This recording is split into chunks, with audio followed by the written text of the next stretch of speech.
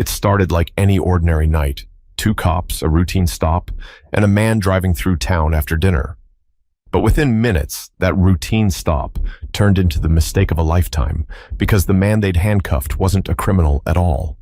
He was one of the highest-ranking officers in the United States military. The night was still, just past 9:30, when General Anthony Caldwell pulled into the cracked parking lot of Lou's Country Diner off Highway 281 in Marble Falls, Texas. He'd been driving for hours, heading back to San Antonio after speaking at a veterans fundraiser in Dallas. His stomach grumbled, his shoulders ached, and all he wanted was a cup of black coffee and maybe a slice of pie before finishing the last stretch home. He parked his charcoal gray Lincoln Navigator near the diner's neon sign, which flickered like it was trying to die but couldn't quite give up. The lot was mostly empty, a beat-up pickup, an old Chevy sedan, and a police cruiser idling near the far exit. He didn't think much of it. Small-town cops like to park near diners. Free refills and gossip were easy perks of the job. Anthony stepped out, stretching his back as the warm Texas air wrapped around him. He still wore his Air Force polo, nothing flashy, just a simple navy blue shirt with the emblem stitched over his heart. His short, cropped hair showed flecks of gray, and his calm presence had that quiet confidence that came from decades of discipline. Inside, the diner smelled like bacon grease and burnt coffee, the kind of smell that clings to everything, even your thoughts. A waitress in her 50s with tired eyes smiled at him. "Evening, hun. Grab a seat anywhere you like." He smiled back. "Thanks, ma'am." Anthony chose a booth near the window. He ordered coffee, eggs, and toast, and took a deep breath, finally letting the tension of the road ease out of his shoulders. He pulled out his phone to check messages, a few from his daughter, who was in college, and a reminder about his upcoming base inspection. Normal life stuff. For a few minutes, everything was peaceful. The low hum of a country song played from an old jukebox in the corner, and the waitress refilled his cup with a smile that said she'd seen 1,000 travelers like him come and go. But then he noticed the same police cruiser from outside, driving slowly past the window. Once, twice. Then a second patrol car joined it. Both circled the lot like sharks testing the water. Anthony frowned, glancing toward the door. He told himself not to overthink it. Maybe they were just checking plates or running a routine patrol. Still, there was something about the way they kept passing that made his chest tighten. When he finished his meal and paid his bill, he left a generous tip. The waitress thanked him, and he gave a polite nod before walking back toward his SUV. The sound of crickets filled the air, but beneath it, he heard the low rumble of engines again. 2 of them. As he reached for the door handle, bright blue and red lights flashed across the asphalt. 2 patrol cars pulled up, one blocking his path forward and the other stopping just behind him. The sudden glare of spotlights hit his windshield, flooding the parking lot in harsh white light. Anthony blinked, shielding his eyes. He looked around, confused but steady. He hadn't done anything wrong. He hadn't even driven off yet. 2 officers stepped out, one tall and broad with a shaved head, the other shorter, younger, maybe late 20s. Their flashlights clicked on in unison, beams cutting across his car like searchlights. "Evening, sir," the tall one called out, his hand resting near his holster. "Mind telling us what you're doing here tonight?" Anthony turned slowly, his voice calm and polite. "Just stopped for dinner." "Why?" "Car like that doesn't usually show up here," the younger one said, walking closer. His tone wasn't curious. It was accusatory. "You the owner of this vehicle?" Anthony gave a small, patient smile. "Yes, I am." "Is there a problem?" The taller cop exchanged a glance with his partner. "We got a report of a stolen SUV matching this description not too far from here." Anthony blinked once. "Stolen? That's not possible. This vehicle is registered to me. Mind showing us your license and registration?" "Of course," he said, reaching slowly for his wallet. He'd had enough encounters in life to know every movement mattered. He retrieved his license and registration, handing them over carefully. The officer snatched them with a quick, dismissive motion, glancing down at the name.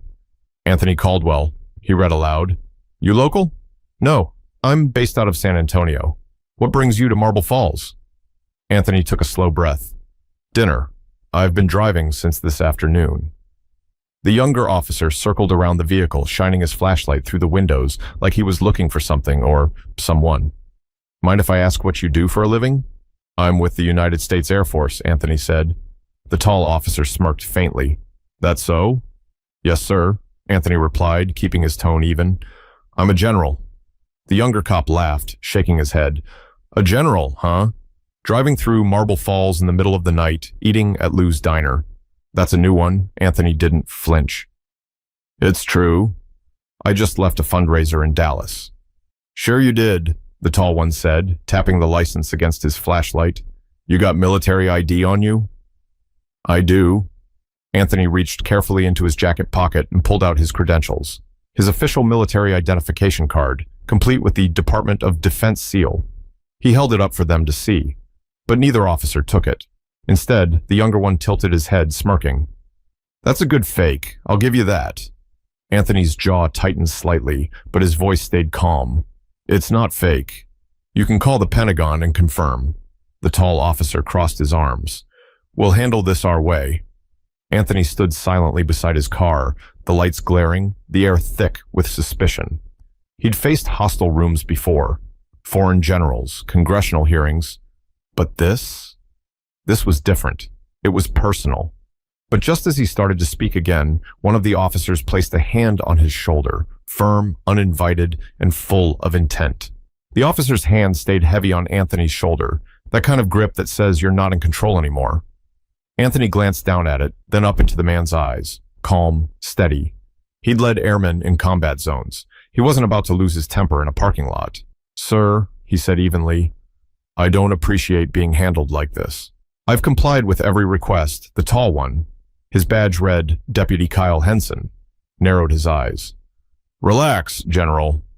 We're just making sure everything checks out. The sarcasm in his voice stretched the word general into something ugly. Anthony took a slow breath. Then please, run the plate. Call it in, you'll see it's registered to me through the Department of Defense. The younger cop, Officer Troy McDermott, circled back around the SUV. Mind popping the trunk? Anthony frowned. Why would I need to do that? McDermott shrugged. Standard procedure. You said you're military. Could be transporting government property. Anthony's tone stayed patient, but there was an edge now. That's not how this works, officer. I'm not under investigation. You have no probable cause. McDermott snorted. Probable cause is what I say it is. Inside the diner, a couple of customers pressed their faces to the window. The waitress, Clara Jenkins, stood frozen behind the counter, whispering to a co-worker. Anthony saw her reflection in the glass, worried, uneasy, before turning his attention back to the two officers. Henson stepped closer, the smell of stale coffee and chewing tobacco following him. Listen, I don't care if you're a general, a senator, or the Pope himself. If this car's stolen, you're coming with us. Anthony's patience was thinning. He raised his hand slightly, showing he meant no harm. You're making a mistake. All you have to do is call the number on the back of that ID. They'll verify it in seconds. Henson scoffed. I'm not calling anyone in D.C. over a traffic stop in Marble Falls. You'd rather risk detaining a United States officer without verification? Don't tell me how to do my job, Henson snapped. McDermott came around the side, flashlight beam bouncing off the hood. Car looks too new, too clean. You sure you can afford something like this on a government paycheck? Anthony stared at him for a moment. That's an inappropriate question. Just making conversation, McDermott said, smirking. You military guys get touchy real quick. Anthony exhaled, eyes flicking briefly toward the diner again. A few more people were standing at the window now. Some had their phones up, recording. He didn't blame them. If he were watching this happen to someone else, he'd want evidence too. Henson leaned toward his partner. Go ahead, run his info. McDermott took the license and ID back to the patrol car. The radio crackled faintly inside as he typed on the laptop. Anthony stood still beside his SUV, the diner's neon lights casting a flicker across his face. Henson paced in front of him. You know, you're awfully calm for someone accused of stealing a vehicle. Anthony's reply came quiet, measured. I've learned that losing your temper doesn't solve much. Guess they teach that at the Air Force Charm School, Henson muttered. Minutes dragged by. McDermott returned, shaking his head. Can't find anything under this license number. It's not matching our system. Anthony's brow furrowed. That's because military IDs don't go through your local DMV. They're verified federally. You need to contact the Defense Personnel Database. McDermott looked at Henson. That's what someone with a fake ID would say. Anthony's heart rate ticked up, but his voice stayed even. Officers, I am giving you a direct, lawful instruction. Verify my credentials through the Pentagon operator. I will provide the number. Yeah, we'll get right on that, Henson said with a smirk. He turned his head slightly. Put your hands on the hood. Anthony blinked, almost in disbelief. Excuse me? You heard me. He hesitated. You have no grounds for detainment. Henson took a step forward. Sir, I'm not going to say it again. Anthony met his eyes, steady but firm. You're violating protocol. I am a federal officer. Before he could finish, Henson's hand was on his arm again, rougher this time. Hands on the hood now. Anthony slowly complied, placing his palms flat on the cool metal. McDermott stepped up behind him, pulling his wrists back. The metallic click of handcuffs cut through the night air. Unbelievable, Anthony muttered under his breath. Yeah, McDermott replied, voice dripping with smug satisfaction. Can't believe a general is out here getting arrested for grand theft auto. Henson chuckled low. Guess rank doesn't mean much out here, huh? Anthony didn't respond. His mind was already moving, calculating. He knew that the moment they tried to run a background check beyond their small-town systems, alarms would go off. The Pentagon would get the alert, but that didn't make the humiliation any easier to bear. A small crowd was gathering near the diner doors. A teenager raised his phone, recording. Anthony could hear a woman whisper, He said he's a general. Why are they cuffing him? Henson turned toward them, shouting, Back it up! This is police business. The woman flinched, but didn't move. Anthony closed his eyes briefly, a deep ache forming in his chest. Not fear, not even anger, but disappointment. Decades of service, medals, commands, and still, none of it shielded him from being seen as a threat. McDermott tightened the cuffs unnecessarily. We're taking you down to the station until we sort this out. You're making a serious mistake, Anthony said quietly. Henson smirked. We'll see about that, General. But as they started to lead him toward the patrol car, Anthony glanced over his shoulder and spotted a young woman at the diner door holding up her phone, recording every second. The night air felt heavier now, pressing against the scene like an invisible weight. The cuffs dug into Anthony's wrists as the two officers guided him toward the patrol car. Every step echoed across the empty lot. He wasn't resisting, but they treated him like he might bolt at any second. Watch your head, McDermott said sharply, shoving him just enough to make the point. Anthony sat in the back seat, the door slamming shut beside him. The partition's mesh screen separated him from the front, a barrier that made him feel less like a citizen, more like a criminal. Through the glass, he could still see the diner, the glow of neon flickering against the chrome. People were still watching, still filming.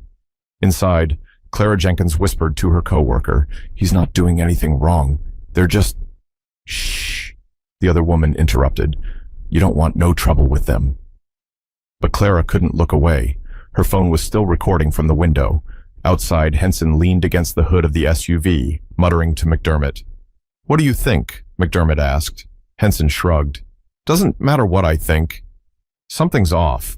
That ID's not in our system, and nobody just happens to drive a car like this through here. He's saying he's Air Force, McDermott said. You think he's lying? Henson's lip curled. You ever seen a general stop for scrambled eggs and gas station coffee at Lou's? Come on. Anthony could hear them through the half-open window. He leaned forward, his voice calm but loud enough. Officers, I'm telling you the truth. You need to contact defense personnel. The number's on the back of that ID card. Henson turned his head, annoyed. You keep quiet back there. We'll call who we need to call. Anthony's pulse steadied. He'd spent decades keeping his composure under fire, and tonight would be no different. You're detaining a federal officer unlawfully. This will not end well for either of you, McDermott muttered something under his breath, chuckling. Big talk for a guy in handcuffs. Henson took out his radio. Dispatch, run a check on a... Caldwell, Anthony. Says he's military. Claims rank of general. Driving a 2024 Lincoln Navigator, Texas plates. He paused, listening to static. The dispatcher replied, confused. Nothing matching. You sure about that name? Yeah, that's what the ID says, Henson replied. Try running the vehicle registration. A few seconds later, the voice came back, hesitant.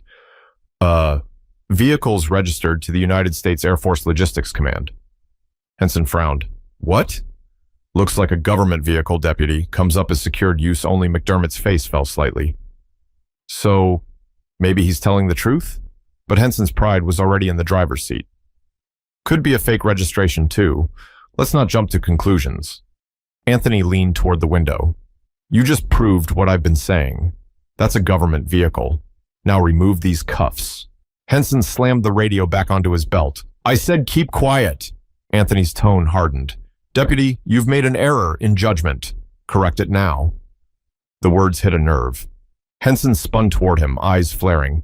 Don't tell me how to do my job, sir. He yanked the back door open, gripping Anthony's shoulder. You think throwing your title around scares me? Not tonight, Anthony met his gaze evenly. I'm not trying to scare you. I'm trying to stop you from ruining your career. McDermott shifted awkwardly beside them. Kyle, maybe we should just... Not now, Henson barked. He turned back toward Anthony. You think just because you've got some fancy ID, you're untouchable? Out here, you're just another guy who doesn't know when to stop talking. Anthony's patience cracked slightly. Out here, I'm a citizen who deserves the same respect you expect wearing that badge. That sentence landed like a punch neither man expected. For a split second, the air went still. Henson's jaw clenched, and he stepped closer, his voice low. You want to play smart? Let's take a little ride. Maybe sitting in a cell will jog your memory. McDermott's flashlight beam swung across the parking lot again, landing on Clara Jenkins, still holding her phone up near the diner window. Hey, he shouted, pointing, put that phone down. Clara froze, but didn't lower it. I'm just recording what's happening. He didn't do anything wrong. Ma'am, I said put it down. McDermott's voice rose. Anthony looked through the window, locking eyes with her for a moment. Keep recording, he said firmly, voice muffled but clear enough. Don't stop. Henson slammed the door shut again. That's it. You're done talking. He stalked toward his cruiser, muttering into his radio about transport prep. Anthony leaned back against the seat, breathing slowly. He wasn't panicking. Not yet. He knew there were procedures, systems, people who would notice when he didn't check in, but he also knew that right now, those things felt very far away. McDermott returned to the patrol car, looking uneasy. You sure about this, Kyle? His plates come up as Air Force property. If this goes bad, then it goes bad, Henson snapped. I'm not letting some guy make a fool out of me. Anthony closed his eyes briefly. It was a mix of exhaustion and disbelief. Decades of leadership, of diplomacy, of representing his country. And here he was, treated like a criminal for owning the wrong car in the wrong town. He opened his eyes again. You're digging a hole you won't climb out of, he said quietly. All it takes is one call. Henson sneered. Then make it. That was all the permission he needed. Anthony shifted slightly, his cuffed hands awkwardly reaching for the side pocket of his pants where his phone still was. McDermott moved to stop him, but Anthony lifted the phone into the air. Put that down, Henson barked. Anthony ignored him. You want to verify who I am? He said, voice rising just enough to carry. You'll get your confirmation. He tapped the screen and held the phone to his ear. This is General Anthony Caldwell. I need to be connected to Pentagon operations immediately. McDermott's face drained of color. Kyle, he's serious. Henson froze. For a second, he didn't know what to do. But before anyone could react further, a voice answered on the other end of the call. And Anthony knew that everything was about to change. Anthony pressed the phone closer to his ear. The sound of the Pentagon operator's voice came through, firm, official, and unmistakably real. General Caldwell, sir, verifying your call. Please confirm your code sequence. The officers froze. Henson's smirk slipped just slightly. McDermott blinked, realizing this wasn't the bluff they thought it was. Anthony recited his code, steady and confident, like muscle memory from years of command. This is Colonel Renee Foster, Operations Liaison. General, is everything all right? The voice said. Anthony took a slow breath, meeting the eyes of the officers who now looked unsure. Colonel Foster, I'm being unlawfully detained by 2 officers in Marble Falls, Texas. They've refused to verify my identification or release me. Please notify. Hey, Henson barked, lunging forward. In a flash of motion, he snatched the phone from Anthony's hand. That's enough. The phone hit the ground, sliding across the asphalt. Anthony stared, disbelief shifting into a colder, sharper kind of anger. "Are you out of your mind?" he asked, his voice cutting through the night like a blade. "You just interfered with a direct line to the Pentagon." Henson didn't reply. He kicked the phone toward the curb, muttering, "You don't make calls during an arrest." Not to anyone. Inside the diner, Clara Jenkins gasped, whispering to her coworker, "He was on the phone with someone important. Did you hear that?" She pushed the door open and stepped outside, her camera still rolling. "Sir," she called out nervously, "I saw that. He was talking to someone." "You shouldn't be taking his phone like that." McDermott turned toward her, panic flickering behind his irritation. "Ma'am, I'm asking you to go back inside right now." "No," she said, voice trembling but steady. "He didn't do anything wrong. You can't just—" "Back inside," Henson barked again, stepping toward her. Clara flinched but didn't move. Her phone was still raised, the glow of her screen reflected off Henson's badge. "I'm recording this for his safety," she said. Anthony looked at her, voice calm but commanding. "Thank you, ma'am." "Don't stop recording." Henson spun back toward him. "Shut your mouth." Anthony didn't. "You've already crossed a line, deputy. Every second you prolong this, you make it worse." McDermott shifted uneasily. "Kyle, maybe we should just check that ID through command." "I mean, what if nothing?" Henson snapped. "You think I'm scared of some guy flashing fake credentials?" "Fake?"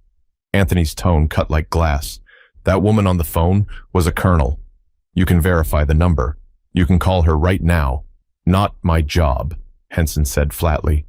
Anthony stared at him, the kind of stare that once quieted entire rooms full of officers. "Then I hope you're ready for what happens next." Henson turned away, pretending not to hear. McDermott glanced at his partner, then at Anthony. "Look, sir, just cooperate, and maybe this won't go any further." Anthony gave a humorless laugh. "It already has." From across the lot, Clara kept her camera trained on them. Her hands were shaking, but her voice was firm. "I'm posting this," she whispered to herself. "People need to see." The diner door opened again. 2 truckers stepped out, watching. One muttered, "That's the guy they're saying is military?" The other nodded. "Yeah, looks like it." Within minutes, the quiet parking lot had turned into an audience. A few people murmured, some yelled out questions. "Why is he in cuffs? What did he even do?" Anthony stood tall, cuffed but unbroken. He met the stares, the whispers, the disbelief, and held his ground. Years of command had taught him how to stand when others wanted him to fall. Henson, though, was unraveling. The control he thought he had was slipping away. His partner's hesitation, the crowd, the phones, all of it was turning the spotlight on him. He stepped closer to Anthony, voice low and sharp. "You think a crowd's going to save you? You think anyone here cares who you are?" Anthony's reply was calm, but every word carried weight. "No, deputy. But when they find out who you just laid hands on, they'll care a lot." Henson's jaw tightened. He turned away again, muttering something under his breath that sounded a lot like panic dressed as pride. McDermott stared down at the ground, shifting his weight. "Kyle, come on. Let's call it in. Worst case, we get told to let him go." But Henson shook his head. "No. Not until we get confirmation ourselves." Anthony almost smiled.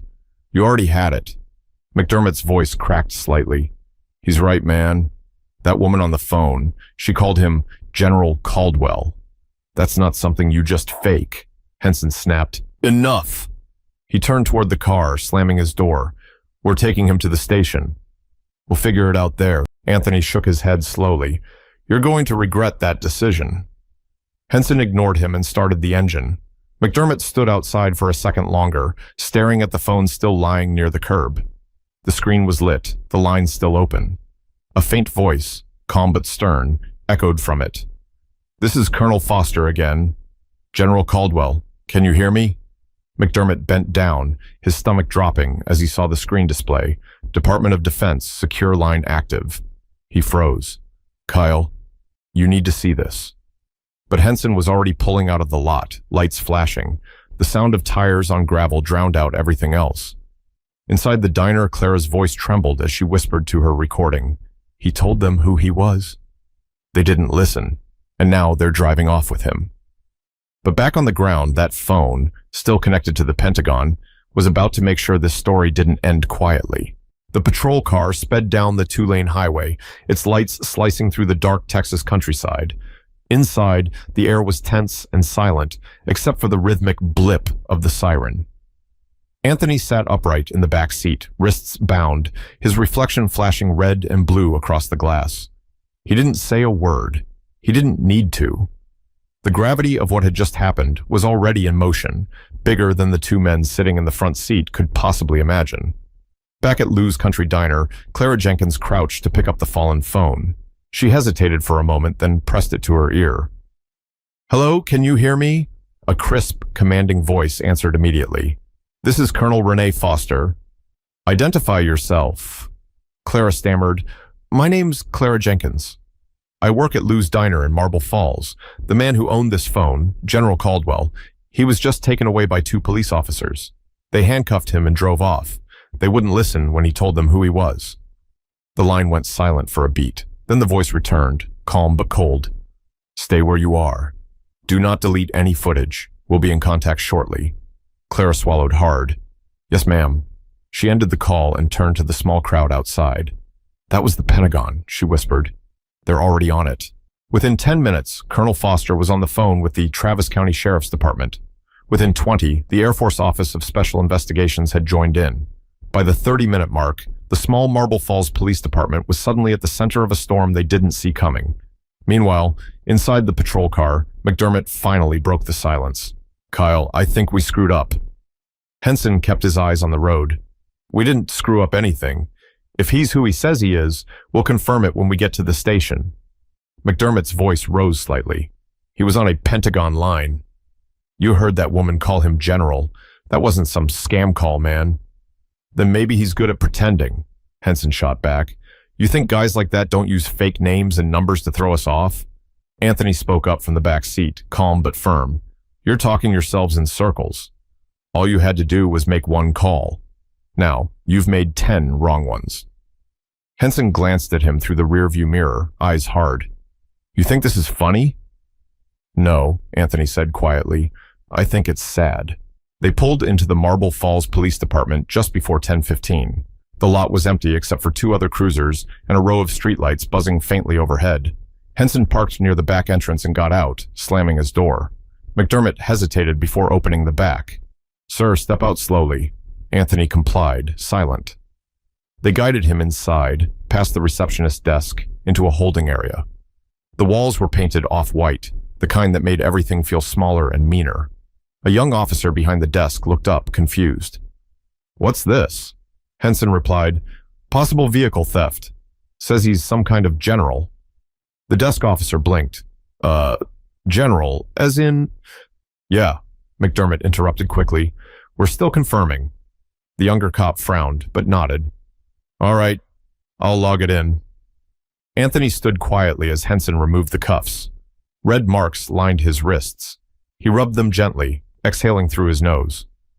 "You're going to want to call your chief," he said. Henson gave a humorless laugh. "Why's that?" "Because in about 15 minutes, Anthony said, your phone's going to ring, and you're not going to like who's on the other end." Henson rolled his eyes, tossing the cuffs onto the counter. "Save the threats." But McDermott's phone buzzed. He glanced down and froze. It wasn't a local number. It wasn't even a regular caller ID. The screen just read, "Department of Defense, priority line." His throat went dry. Kyle?" Henson frowned. "What?" "Look at this." He turned the phone around. For the first time that night, Henson's confidence cracked. "Answer it." McDermott put it on speaker. "Marble Falls PD, Officer McDermott." A woman's voice came through, the same one from before, clipped and direct. "This is Colonel Renee Foster of the United States Air Force Operations Command. You are currently detaining General Anthony Caldwell. Confirm his immediate release." Now McDermott swallowed hard. "Ma'am, we—" "Now," she repeated, "you are in violation of federal law. This incident has been logged and recorded. Your department will be contacted by the Pentagon's legal office within the hour." Henson stepped closer, his face pale. "Colonel, if this is real—" "Oh, it's real, Deputy," she said sharply, "and you just made the worst mistake of your career." The line went dead. For a long second, no one spoke. The young officer at the desk stared, wide-eyed. McDermott's hand was shaking slightly as he put the phone down. Anthony looked between them, his voice calm but cutting. "Now, do you believe me?" Henson didn't answer. He walked off toward his office, muttering something about calling the chief. McDermott let out a long breath. "Sir, I'm sorry. I didn't think—" "You didn't," Anthony said. His tone wasn't cruel, just exhausted. "That's the problem." Moments later, the station phone started ringing. One, then two, then all at once. The receptionist called out, Chief Harper? You're gonna want to pick this one up. It's Washington." By 10:30, a full Pentagon security report was being transmitted to local authorities.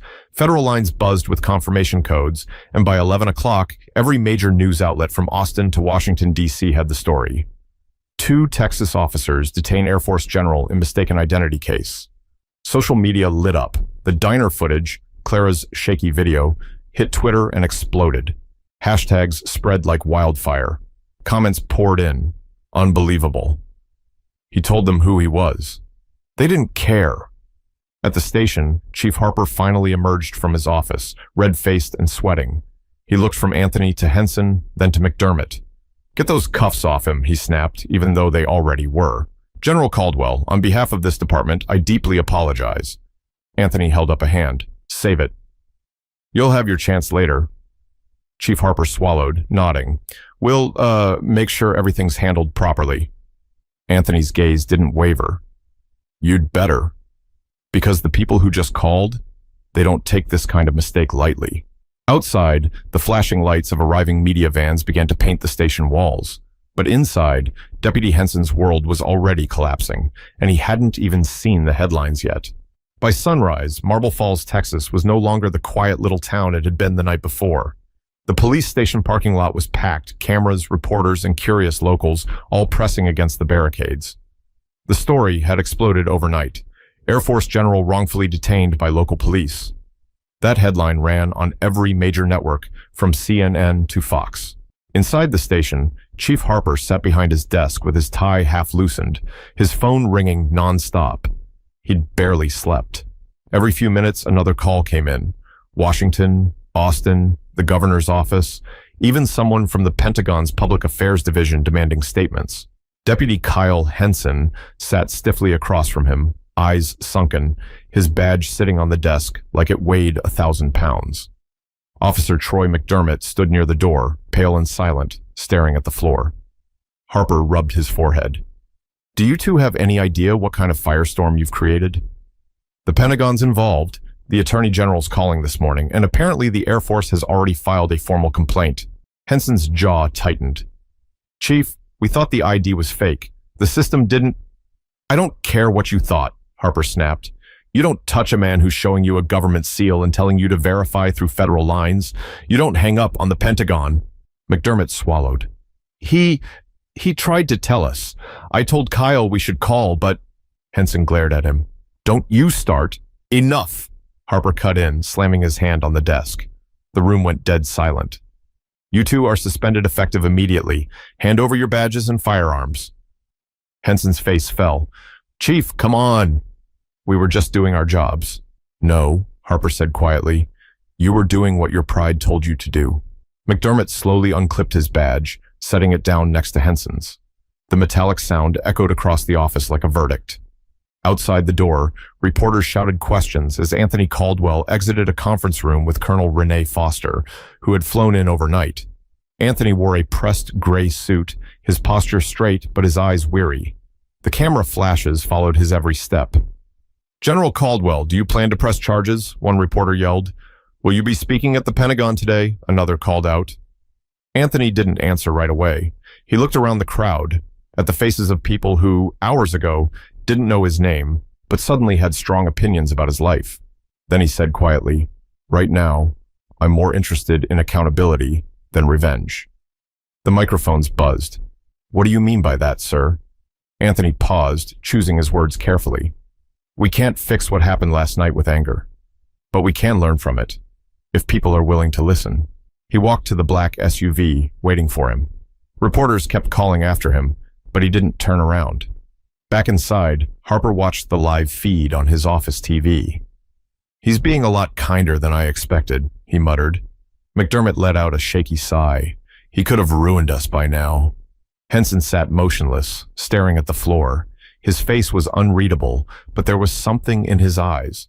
A dawning realization that the uniform he'd been so proud of no longer protected him from his own arrogance. Meanwhile, Clara Jenkins, the waitress from Lou's Diner, was sitting in her small kitchen, staring at her phone as messages poured in. Reporters wanted interviews. Strangers thanked her for recording. She hadn't planned to become a witness in a national story. She just hadn't been able to look away. Her husband walked in, rubbing his eyes. "You okay?" Clara nodded slowly. "Yeah, just thinking about what?" She looked up, eyes still on the screen. "How fast things can go wrong for someone just living their life." He didn't raise his voice once, and they still treated him like a criminal. He nodded. "Guess people will finally see what some folks deal with every day." At the same time, in Washington, D.C., the Air Force held a private meeting. Colonel Foster briefed the press secretary on the events, laying out the timeline, the recording, and the officer's refusal to verify. The clip had already become a training reference, a what not to do moment in law enforcement seminars. Later that afternoon, Anthony Caldwell sat in his hotel room in Austin, staring at his laptop. The media requests were endless. Talk shows, news panels, podcasts. Everyone wanted him to speak. He closed the screen. He didn't need attention. He wanted understanding. A knock came at the door. It was Colonel Foster. She stepped in, her expression softening slightly. "You handled yourself with grace out there, sir. Not everyone would have kept their cool." Anthony smiled faintly. "Grace doesn't come easy after years of seeing the same story play out over and over. You just learn not to let anger do the talking." She nodded. "Still, the way you stood there, you made them see something they couldn't ignore." He leaned back in his chair. "Maybe, but I wish it didn't take a uniform for people to believe a black man's word." That sentence hung heavy between them. It wasn't said with bitterness, just truth. Colonel Foster sighed. "You're right." Anthony looked out the window, sunlight cutting across the skyline. "I'll give my statement tomorrow, but not about punishment, about perspective. That's what's missing." Back in Marble Falls, Chief Harper faced the local press. His voice was tight, rehearsed, regretful. "Our department deeply regrets the events of last night. We've initiated an internal review, and both officers involved are on leave pending investigation. We are cooperating fully with federal authorities." Reporters shouted follow-up questions. "Are you issuing a public apology to General Caldwell?" "Yes," Harper said quickly. "A formal apology is being prepared." He didn't say it aloud, but everyone knew. It wasn't just about two bad decisions. It was about a system too used to assuming who's guilty before asking who's right. But while the world argued online, Anthony Caldwell was already preparing to speak, not to defend himself, but to remind everyone why respect and awareness matter long before the damage is done. 3 days later, the world had already moved fast. Too fast for a small Texas town to catch its breath. Marble Falls still buzzed with reporters and camera crews, though the police station now sat behind makeshift barricades. Signs hung from fences reading "Justice for Caldwell" and "Accountability for All." Inside a crowded conference hall in Austin, General Anthony Caldwell prepared to make his first public statement since the incident. The Air Force had urged him to let the Pentagon's PR team handle it, but he insisted on doing it himself. No podium, no teleprompter, just a microphone, a few cameras, and a quiet room full of reporters. Colonel Renee Foster stood nearby, giving him a small nod of encouragement. Anthony straightened his jacket, stepped to the mic, and looked out over the crowd. He didn't need notes. He remembered every moment. "I've been in service for 28 years, he began, his voice calm but resonant. "I've led airmen through foreign conflicts, stood in front of Congress, and represented this country with pride. But 3 nights ago, on a quiet Texas road, I was treated as if none of that mattered. Not because of what I did, but because of what I looked like." The room stayed silent. Cameras clicked softly. I identified myself. I offered verification. I even gave them direct contact with the Pentagon. They refused. Not because they didn't have the tools, but because they didn't want to believe me. He paused, glancing down for a second. When he looked up again, there was no anger in his eyes, just weight. This isn't just about me. It's about how easy it is for bias to override judgment. Two men decided that their instincts were worth more than the truth, and that decision didn't just humiliate me, it embarrassed this entire system. He let the words hang. We can't keep pretending these moments are accidents. They're choices. And every time we excuse them, we teach the next person that it's okay to look at someone and decide their story before they open their mouth. Colonel Foster watched from the side, arms crossed but eyes soft. She'd seen generals make speeches before, but this one hit different. There was something raw, unpolished, real. Anthony continued, I'm not here to destroy careers. I'm here to save consciences. Because if a man who's given half his life to this country can still be seen as a suspect, what chance does the next person have? In the front row, Clara Jenkins sat quietly, hands clasped around her phone. She hadn't expected to be invited, but when the Air Force reached out, she agreed. Her video had become part of the story, part of the reason the truth came to light. Anthony looked toward her and nodded slightly. To the woman who stood up that night, thank you. You didn't know me, but you knew wrong when you saw it. And that's all it takes sometimes. One person refusing to stay silent. Clara blinked fast, eyes wet. She mouthed a small thank you. The reporters leaned forward, hanging on every word. Now, Anthony said, people keep asking if I'll sue. If I'll demand punishment, I won't. Those officers will live with the consequences of their own decisions. Not because I punished them, but because the truth already did. What I want is something else. I want this to mean something. I want the next officer who pulls someone over to stop and think before reaching for the cuffs, to ask one more question instead of jumping to the worst conclusion. His voice softened. You can train skill. You can't train humanity. That comes from within. He stepped back from the mic. The room stayed silent for a full 5 seconds before the applause started, slow, then rising, echoing through the hall. Outside, the clip spread instantly. Within hours, news anchors were quoting his lines. Social media called it the Caldwell address. Veterans shared it. Parents shared it. Even officers across the country reposted his words. Back in Marble Falls, Deputy Henson watched the speech from his living room. His wife sat beside him, silent, her face unreadable. The man on the screen, the one he had mocked and handcuffed, spoke with the calm of someone who'd already forgiven him, but that made it worse. Henson leaned forward, elbows on his knees, staring at the floor. I thought I was just doing my job, he said quietly. His wife looked at him. You weren't. You were doing what you were afraid to question. He didn't argue. He couldn't. Across town, McDermott sat on his porch, replaying the video on his phone again and again. His suspension still stood, but the guilt hit harder than any punishment. He could hear Anthony's voice in his head. You didn't think. That's the problem. He muttered to himself, yeah, I didn't. Meanwhile, Clara was back at Lou's Diner. Things had changed there too. More customers, reporters stopping by for coffee, locals thanking her for recording. She didn't see herself as a hero, just someone who refused to look away. One older man sitting at the counter said, You did good, Clara. You made him see what we see every day. She smiled softly. I just did what anyone should have done. He nodded. That's the point. Later that evening, Anthony sat alone in his hotel room again, this time without the noise, without the cameras. He opened his laptop and found an email from a young cadet at the Air Force Academy. Sir, I just wanted to thank you. My father went through something similar, and seeing how you handled it gave me hope that change is possible. Anthony read it twice, then closed the screen slowly. He looked out over the city lights, letting out a long breath. Maybe that's what this was all for. Not headlines, not pity, but awareness. He whispered to himself, one story at a time. But he wasn't done yet, because the lesson he wanted to leave behind wasn't just about bias. It was about courage, grace, and what happens when people decide to see each other fully, not fearfully. A week later, General Anthony Caldwell stood at the podium of Texas State University, invited to speak to a packed auditorium of students and faculty. The event had sold out in hours, not because he was a general, but because of what he represented now, calm strength in the face of injustice.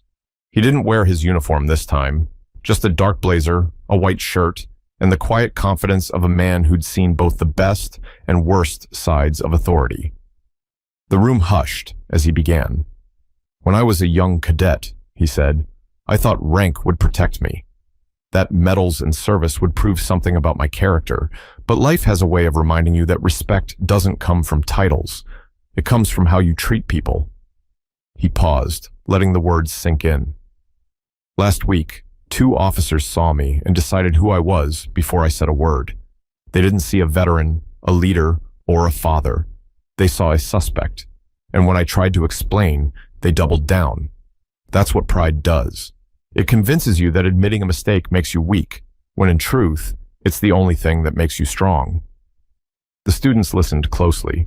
A few took notes, others just stared. The kind of stare that comes when truth hits harder than comfort. Anthony continued, "I don't hate those officers. I've seen what hate does to people. It eats away at your ability to grow. What I felt wasn't hate. It was disappointment. Because ignorance isn't always loud and violent.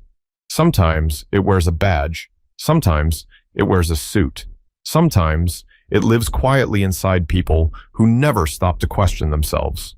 He glanced at the crowd. "You know what I learned that night? Power doesn't show who you are. It reveals it. Give a person authority and you'll see their real reflection. That's why the measure of any man isn't what he demands from others, but what he gives when no one's watching." The room stayed silent, except for the creak of a chair in the back. He took a breath and looked down for a moment, remembering the flash of those patrol lights, the weight of the cuffs, the disbelief in their eyes. Then he lifted his gaze again. "Some people ask me why I didn't fight back harder, why I stayed calm. The truth is, I wasn't fighting for me. I was fighting for the next person who gets pulled over, the next kid who gets questioned, the next man who doesn't have the uniform or the rank to prove his worth." A few heads nodded in the audience. Anthony's voice softened. "If you want to change the world, start by seeing people for who they are, not what they look like. Because one assumption, one word, one action, it can break a life. But one moment of courage can save it." He looked over the sea of faces, students from every background, every story. Don't wait for someone else to do the right thing first. Be that person, whether you're in uniform or not. He stepped back from the podium and smiled faintly.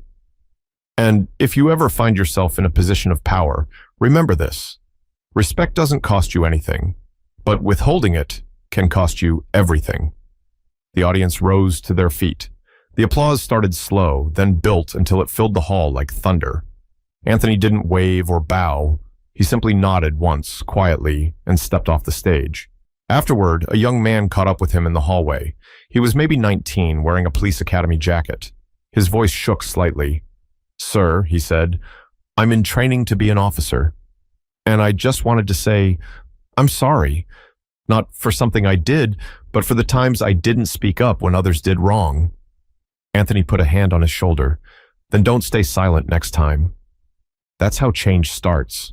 Not with guilt, but with courage. The young man nodded, eyes glistening. "Yes, sir." Anthony smiled and walked out into the sunlight. The air felt cleaner that day, like the world had taken a small, necessary breath. He looked up at the sky, the same sky he'd flown under for decades, and whispered softly, "Still worth fighting for." A few feet away, a journalist approached, microphone ready. "General Caldwell, one last question. What do you hope people take from your story?" He looked straight into the camera. "I hope they understand that doing the right thing isn't about fear or punishment. It's about decency. It's about remembering that behind every uniform, every title, and every skin color, there's a human being just trying to be seen." He paused. "And if you're watching this, don't wait for permission to stand up for someone. You might be the only witness they have." The screen faded to black. The words appeared across the bottom. "Change begins when silence ends." If you believe in fairness, speak up when you see injustice, even when it's uncomfortable. If you wear a badge, remember that it's meant to protect, not to punish. And if you've ever been judged unfairly, don't let that define your worth. Let it strengthen your voice. Share this story. Start a conversation. Change starts with awareness, but it lasts through action. Because justice doesn't start in the courtroom. It starts in how we treat each other,